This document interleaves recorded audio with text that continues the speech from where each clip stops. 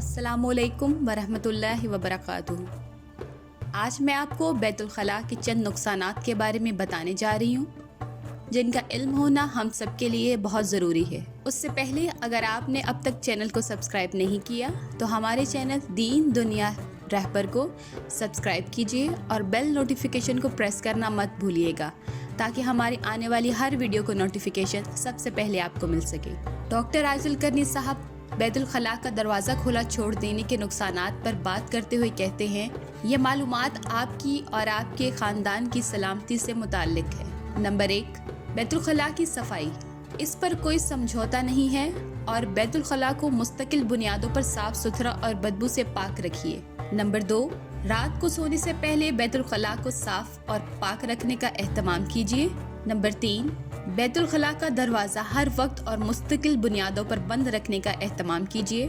Number 4, Betul खला में कपड़े उतार कर लटकता ना रहने दीजिए। महज एक रात के लिए लटके रहने वाले कपड़ों में जितनी मनफी तवानाई भर जाती है, इसका खात्मा तकरीबन नामुमकिन है, या कम से कम 27 घंटों के लिए धूप में लटकाने से कुछ गुलू खलासी मुमकिन होती है। नंबर 5, मैले उतरे हुए कपड़ों को हमेशा बैतुल खला से बाहर किसी टोकरी में रखने का एहतमाम कीजिए। नंबर 6, बैतुल खला में कभी भी अतुरात ना रखिए और ना ही इसमें खुशबू वगैरह का इस्तेमाल कीजिए। नंबर 7, बैतुल खला में जाकर रोते हुए नौजवान लड़की या लड़के को नसीहत हो कि आइंदा कभी भी और किसी भी हाल में बैतुल खला में खड़े होकर ऐसी हरकत या गुफ्तगू ना करना। बैतुल खला में जाकर रोना आपकी तरफ से शयातीन को खुली दावत होती है कि आपके जिस्म में दाखिल हो जाएं या आपके जिस्म को पकड़ में ले लें। इसके अलावा भी ऐसा करने से रिस्क या शादी में देर होती चली जाती है। ज़िंदगी में मुश्किलात बढ़ती हैं, बिला सबब गम और अफसुर्दगी का एहसास होता है और तशनुज या मिर्गी तक हो सकती है। हर तीसरे दिन अपने घर के दरवाजे और खिड़कियां खोलिए और घर में सूरह बकरा की तिलावत चलाइए। आपको बज़ाते खुद अपने अंदर और अपने घर वालों में नफ्सियाती बेहतरी महसूस होगी।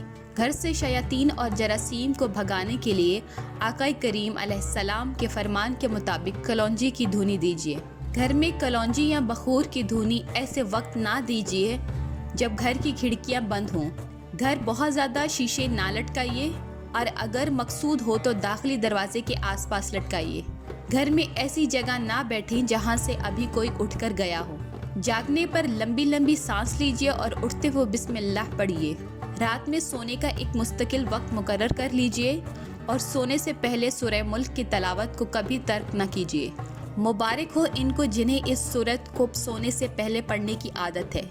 ये सूरा इनके लिए अज़ाब कब्र से निजात का सबब बनेगी। नमाज के बाद आयतुल कुर्सी की तलावत से आप और जन्नत के दरमियान सिर्फ मौत का हाइल होना बाकी रहता है। आपको जिन लोगों से प्यार है इन्हें ये पैगाम भेजिए, नेकी की तरफ तवज्जो दिलाने वाला नेकी करने वाला जैसा अजर पाता है इंशाअल्लाह अज़ीज़। आप बताए गए नकात में से कौन से काम करते हैं, कमेंट में ज़रूर बताइएगा। उससे इज्तनाब कीजिए और अपनी इस्लाह कीजिए।